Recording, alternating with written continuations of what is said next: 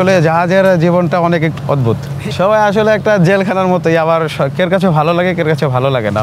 সবাই মনে করে বন্দি, আবার কেউ মনে করে না ভালো, কিন্তু আসলে খারাপ না ভালো, এটা সব দিক থেকেই পারফেক্ট। আর এখন আপনার যে উপরের যে যারা চাকরি করে বা ছোট ছোট চাকরি, তাদের থেকে আসলে জাহাজে যারা চাকরি করে তাদের লাইফটা অনেক ভালো, কারণ এখানে থাকা খাওয়ার কস্টগুলো অনেক খারাপ।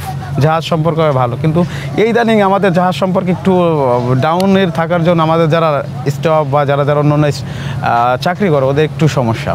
ইনশাল্লাহ হয়তো বা থাকবে না, চেঞ্জ হবেই। আমাদের এখানে 10 থেকে 15 জন প্রতিদিন লেবার কাজ করে, সকাল 7টা থেকে বিকাল 5টাতে মাত্র। লেবারের সম্পর্কে জানতে হলেও সেটা অনেক কষ্ট আছে, কারণ একটা লেবারের বিল 400-500 টাকা এরকম ঠিক বিল আসে। যে লেবারটা আসলে এখানে শ্রম দেয় তার একটা ম্যানেজমেন্ট আছে। আমাদের স্টাফ আছে 12 জন, সবাই পার্মানেন্ট। তারা দিনের বেলায় 24 ঘন্টায় ডিউটি, তো আবার ডিউটি না, রাত্রিবেলা তারা 2 ঘন্টা করে বা 3 ঘন্টা করে ডিউটি দেয়। এরপরে যার যার সেক্টর বাই সেক্টর, একজন first duty, second duty, third duty, এভাবে ডিউটি করে 2 ঘন্টা 3 ঘন্টা করে। একজন লোক ছুটিতে গেছে, 4 জন আছেন, তো একজনের পরে একটু আর 3 জন থাকে, ওদের পরে একটু চাপ বেড়ে যায়। আর যখন ফুল থাকে তখন ধরো 2 ঘন্টা। তো একজন সর্দার বলে, সেই সব কিছু এগুলো মেনটেন করে, কোহানে কয়টা করবে এগুলো সব মেনটেন করে। দেখা যাচ্ছে আপনি জাহাজ বানাইতেছেন কর্নারে, এর মধ্যে কোনো একটা শ্রমিক হয়তো বা কোনো কারণে দুর্ঘটনার শিকার হলো, তাকে আপনারা কিভাবে আর কি? তাকে আমরা যে কোনোভাবে সেফটি ফার্স্ট করার চেষ্টা করি। তারপরে আমরা ফার্স্ট সেফটিতে তাদের, আমরা যদি কোনো সেফটি কন্ট্রোলিং না করতে পারি তখন তাকে আমরা হসপিটালে প্রেরণার চেষ্টা করি।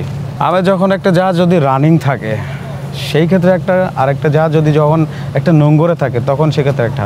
আমার স্রোতটা আমার কুলে আছে না বিপরীত দিকে আছে, আমার বিপরীত দিকে থাকলে এক করণীয়, আমার কুলে থাকলে আরেকটা। তখন আমার যেখানে আমার একটা স্টাফ পড়ে গেছে, তখন আমাদের ওখানে লাইফ বয় আছে, বয় আছে, ওটা আমরা একটা রশি বেঁধে ফেলে দিই।